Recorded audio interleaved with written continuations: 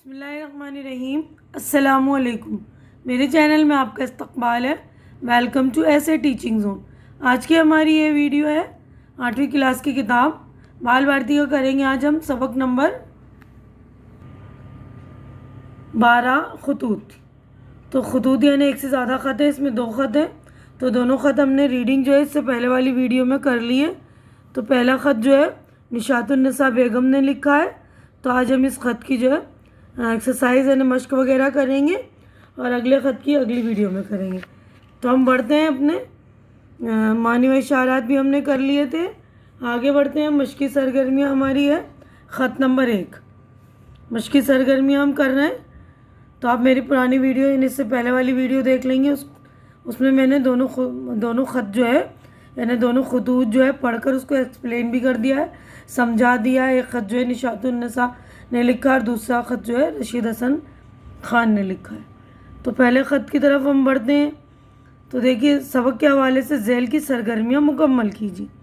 خط نمبر 1 ہے، یہ خط کا مطالعہ کر کے ذیل کا شب کی خاکہ مکمل کیجیے۔ تو پہلا خط سے متعلق یہ شب کی خاکہ مکتوب نگار، پہلے خط کے مکتوب نگار نشاط النساء بیگم ہے، دوسرے مکتوب علیہ مولانا عبدالباری فرنگی۔ مکتوب نگار خط لکھنے والے کو کہتے ہیں، مکتوب علیہ جس کو خط لکھا جاتا ہے اس کو کہتے ہیں۔ تو انہوں نے نشاط النساء بیگم نے مولانا عبدالباری فرنگی محلی کو خط لکھا تھا۔ اب اگلا کویشچن کی طرف ہم بڑھتے ہیں۔ دیکھیے، ایک جملے میں جواب لکھیے۔ پہلا سوال ہے، بمبئی ہائی کورٹ میں اپیل کرنے سے مولانا کو کیا فائدہ ہوگا؟ تو جوابات بھی میں نے اس کے ریڈی کر دیے، آپ لوگ دیکھ لیں گے۔ اس سے پہلے کہ جو لوگ میرے چینل میں نئے یا جو میرے چینل پر پہلی بار جڑ رہے ہیں، تو پلیز آپ لوگ میرے چینل کو سبسکرائب کیجئے، میری ویڈیوز دیکھیے تاکہ ہماری حوصلہ افزائی ہو جائے۔ تو ہم بڑھتے ہیں جواب کی طرف۔ دیکھیے، جواب ہے، بمبئی ہائی کورٹ میں اپیل کرنے سے مولانا کو یہ فائدہ ہوگا کہ اگر آخری فیصلہ ٹھیک ہوا تو مولانا پر جو رشوت کا لغو اور جھوٹا الزام لگایا گیا ہے وہ غلط ثابت ہوگا، اور مجسٹریٹ کی صریح بے ایمانی ظاہر ہو جائے گی۔ سوال نمبر 2 ہے، ڈاکٹروں نے نشاط النساء بیگم کو کیا رائے دی؟ ڈاکٹروں نے نشاط النساء بیگم کو رائے دی کہ وہ کانپور کی بجائے پونا میں قیام کریں، کیونکہ ان کے لیے پونا کی آب و ہوا مفید ہے۔ سوال نمبر 3 ہے، جیل سپرنٹنڈنٹ کی شرارتوں کا مولانا کی صحت پر کیا اثر ہوا؟ جیل سپرنٹنڈنٹ کی شرارتوں کی وجہ سے مولانا کے دماغ پر خراب اثر پڑنے کا خدشہ تھا۔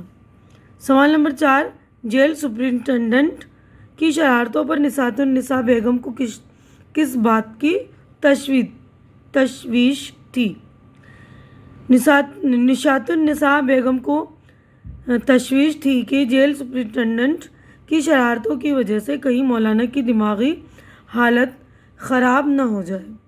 5واں سوال، نشاط النساء بیگم نے مکتوب علیہ سے کس بات کے لیے دعا کرنے کی درخواست کی؟ جواب دیکھیے، نشاط النساء بیگم نے مکتوب علیہ سے درخواست کی تھی کہ اللہ تعالیٰ سے دعا کریں کہ مولانا کی دماغی حالت صحیح رہے اور اللہ تعالیٰ صحیح سلامت ان کو ظالموں کے ظلم سے رہا کرے۔ آگے بڑھتے ہیں ہم۔ دیکھیے، سوال نمبر 6 ہے، مولانا حسرت موہانی نے بیگم موہانی کو کس بات کی ہدایت کی؟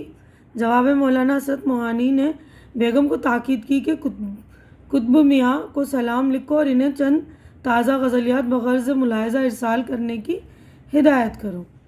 اب آگے بڑھتے ہیں۔ دیکھیے، ہمارا مختصر جواب ہے، یہ مختصر جواب لکھیے۔ تو اس میں پہلا سوال ہے، جیل سپرنٹنڈنٹ مولانا کے ساتھ کون کون سی شرارتیں کرتا رہتا تھا؟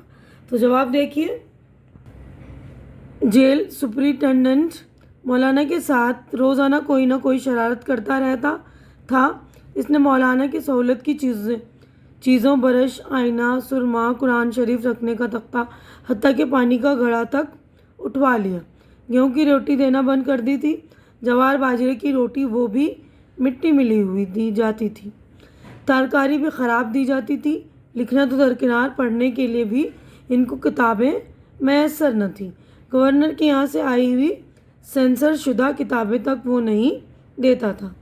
سوال نمبر 2 ہے، مولانا حسرت موہانی کی رہائی کے سلسلے میں نشاط النساء بیگم نے کون سی کوششیں کی؟ جواب دیکھیے، مولانا حسرت موہانی کی سیاسی و سماجی سرگرمیوں میں نشاط النساء بیگم ہمیشہ ان کی معاون و مددگار رہیں۔ حسرت موہانی کی رہائی کے سلسلے میں بھی انہوں نے بڑی کوششیں کی۔ انہوں نے سیف الرسول وارڈر کی اپیل بیرسٹروں کی رائے سے بمبئی ہائی کورٹ میں داخل کی۔ انہیں اس بات کی امید تھی کہ رشوت والی دفعہ 161 اڑا دی گئی تو مولانا کو اس سے فائدہ ہوگا۔ آخر میں فیصلہ ٹھیک ہوا تو دودھ کا دودھ اور پانی کا پانی ہو جائے گا اور میجسٹریٹ کی صریح بے ایمانی کا راز کھل جائے گا۔ اب آگے بڑھتے ہیں اگلے سوال کی طرف۔ تو اگلا سوال دیکھیے، نشاط النساء بیگم نے مکتوب الہی کو اپنی صحت اور پونا سے متعلق کون سی باتیں لکھی ہیں؟ جواب دیکھ لیجیے۔ نشاط النساء بیگم نے اپنے مکتوب میں مکتوب الہی کو اپنی صحت اور پونا سے متعلق لکھا ہے کہ علاج برابر کر رہی ہوں۔ میرے مرض کے لیے ڈاکٹروں کی رائے کے مطابق کانپور کی بجائے پونے کی آب و ہوا مفید ہے۔ اس کے علاوہ بنگلہ بھی شہر سے دور بنا ہوا ہے۔ پہلے کی بنسبت صبح کے وقت طبیعت کسی قدر صاف رہتی ہے۔ اب آگے بڑھتے ہیں اگلے سوال کی طرف۔ دیکھیں، جیل میں مولانا پر کون سے مقدمات قائم کیے گئے؟ اب جواب دیکھیں گے۔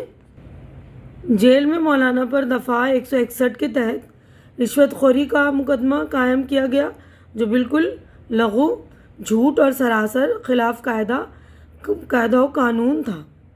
اب اگلا کوشچن ہے غور کرنے کی بات، غور کر کے بتائیے۔ دیکھیے یہاں لکھا ہے، غور کر کے بتائیے۔ پہلا ہے بیگم حسرت موہانی کانپور کی بجائے پونا میں رہ رہی ہیں، تو دیکھیے گا جواب اس کا۔ تو اس کا جواب دیکھیے، بیگم حسرت موہانی بیمار تھیں، ان کے ڈاکٹروں کی رائے تھی کہ ان کے لیے کانپور کی بجائے پونا کی آب و ہوا مفید ہے۔ دوسری یہ کہ مولانا حسرت موہانی بھی ان دنوں پونا جیل میں قید تھے، اس لیے بیگم حسرت موہانی کانپور کی بجائے پونا میں رہ رہی تھیں۔ اب آگے بڑھتے ہیں اگلے سوال کی طرف۔ اگلا سوال ہے، بیگم حسرت موہانی نے مولانا کی تازہ غزلیں اصلاح کے لیے ارسال کی، تو جواب بیگم حسرت موہانی سے خصوصی طور پر غزلیں ارسال کرنے کے لیے کہا ہے تاکہ بہتر اصلاح کر کے پیش کی جا سکے۔ سوال نمبر 3 ہے، جیل سپرنٹینڈنٹ ہر روز مولانا کے ساتھ شرارتیں کرتا تھا۔ جیل سپرنٹینڈنٹ کا برتاؤ مولانا کے ساتھ بہت زیادہ سخت تھا۔ وہ روزانہ کوئی نہ کوئی ایسی حرکت کرتا جس سے مولانا کو تکلیف ہو، جیسے اس نے استعمال کی ایک چیز اٹھوا لی تھی، پانی کا گھڑا تک نہیں چھوڑا، لکھنے پڑھنے کا سامان اٹھوا لیا تھا۔ اب آگے بڑھتے ہیں اگلے سوال کی طرف ہم۔ تو دیکھیے یہاں پر ہمارا جو ہے یہ پہلا خط جو ہو گیا ہے کمپلیٹ، اس کے جو ہے مشقی سرگرمیاں ہو گئی ہے کمپلیٹ۔ تو اگلا جو ہے خط نمبر 2 ہم اگلے ویڈیو میں کریں گے۔ تو امید کرتی ہوں کہ آپ لوگوں کو میری یہ ویڈیو جو خط نمبر 1 کی ہے سارے سولوشن آپ کو اچھی طرح سمجھ میں آ گیا ہوگا، اور اچھا لگ رہا ہے تو اسے لائک کیجیے، میری ویڈیو کو زیادہ سے زیادہ شیئر کیجیے تاکہ جو ضرورت مند ہو ان کی ضرورت پوری ہو سکے، اور میرے چینل کو سبسکرائب کر کے میری حوصلہ افزائی کیجیے۔ ہماری اگلی ملاقات اگلی ویڈیو میں ہوگی، تب تک کے لیے آپ لوگ اپنا خیال رکھیے، مجھے دعاؤں میں یاد رکھیے۔ اللہ حافظ۔